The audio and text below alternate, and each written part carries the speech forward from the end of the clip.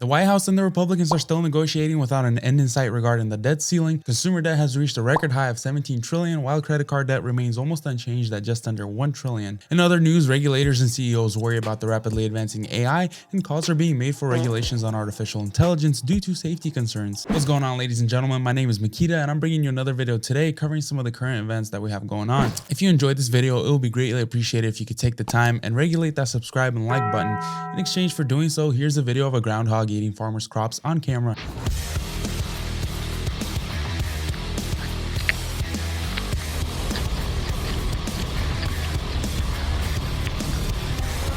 Now, what exact safety concerns are there about artificial intelligence, and why is Sam Walton, the CEO of OpenAI, convinced that AI could go terribly wrong if it's not regulated? Now, unless you've been living under a rock, I'm sure you know all about the raging AI, and I almost want to say bubble.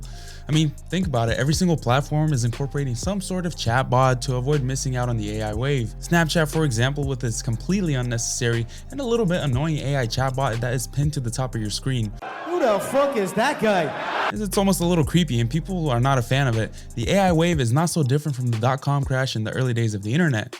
Once the internet started becoming widespread and every single company had an online presence, if that's what you want to call it, it inflated their valuations and investors were betting all their money on anything that had a .com in its name. Now, it seems the same thing is going on today with AI and how it's trending in every single headline, and every single company and platform is creating a unique human-like chatbot. So to get back on track as to why regulation of AI is being called, artificial intelligence is progressing rapidly, and it comes with numerous dangers such as autonomous weapons and drones. This technology could potentially be used to surveil, manipulate, or even harm people if not controlled properly. Of course, these are very valid concerns, and as of now, they don't pose a threat because the main function of artificial intelligence has really just been to compress your internet searches on whatever topic you're looking for. Whether that is needing a specific code for a program that you're working on, or you just need some help on a blog post. But it would be naive to think that this technology will ever only be used for that. It makes perfect sense to anticipate AI-controlled planes, jets, and military equipment within the next few years. I recently read a book called The Age of AI and Our Human Future, where the author suggests that artificial intelligence may be regulated similarly to bioweapons when it comes to warfare.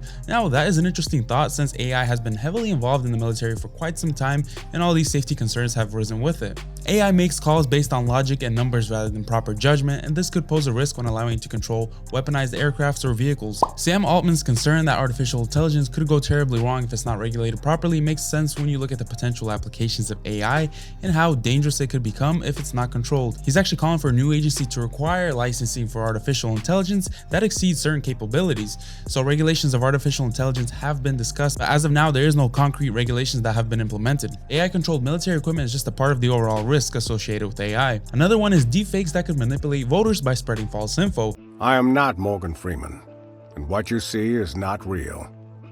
Well, at least in contemporary terms, it is not.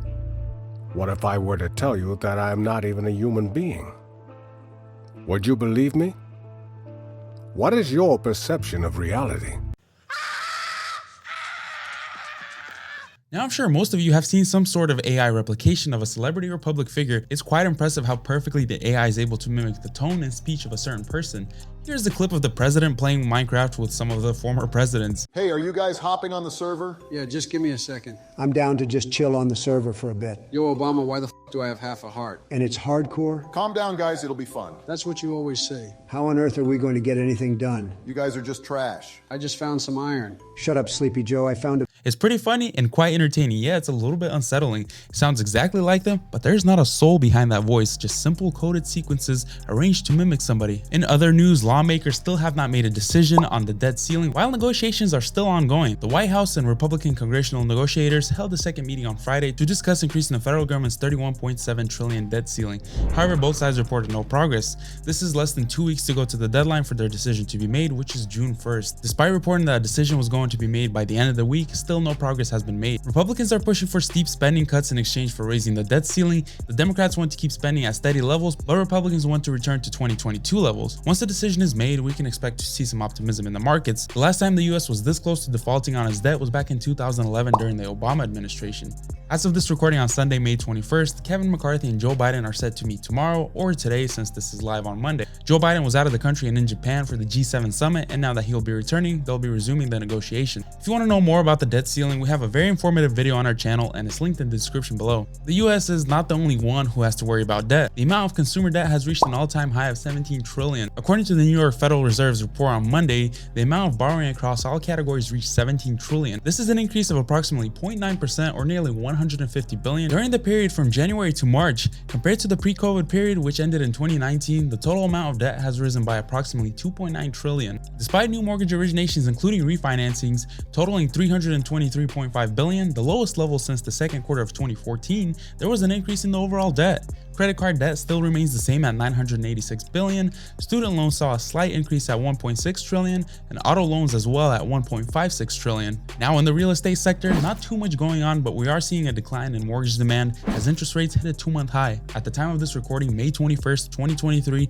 1:00 p.m. Standard Pacific Time, the average rate for a 30-year fixed is a whopping 6.9%. Mortgage applications have dropped 4.8% in the last week, and applications to refinance dropped 8%. Despite the higher rates here in Sacramento market, we are still seeing multiple offer situations and bidding wars. Now, although rates are high and you would think that buyers would be pushed out of the market, inventory is just too low for it to be a buyer's market right now. Here are the official numbers from March to April 2023. Now, if you don't follow our Instagram, we do post these numbers at the beginning of each month when they're released. Here's a look at the numbers from March to April. The number of for sale listings was down 34.4% from 1 year earlier and up 1.6% from the previous month. The number of sold listings decreased 43.8% year over year and decreased 13.6% month over month. The number of under contract listings was up 17% compared to the previous month and down 16.7% compared to the previous year. The months of inventory based on closed sales was 1.5, up 15.7% from the previous year. The average sold price per square footage was up 4% compared to the previous month and down 7.6% compared to the previous year. The median sold price increased by 1% from last March to April. The average sold price also increased by 4% from last March to April. Now, based on the 6-month trend, the average sold price trend was appreciating and the median sold price trend was appreciating. The average days on market showed a neutral trend, an increase of 146.7% compared to the previous year. The ratio of sold price versus original list price was 97%, and that's a decrease of 4.9% compared to the previous year. And that's it for the numbers. That's gonna wrap it up for this one, guys. Thank you so much for watching. If you enjoyed this video or feel like you got some sort of value from it, please don't hesitate to like and subscribe and send this to somebody who might enjoy it as well. Now, until next time, stay safe and stay informed.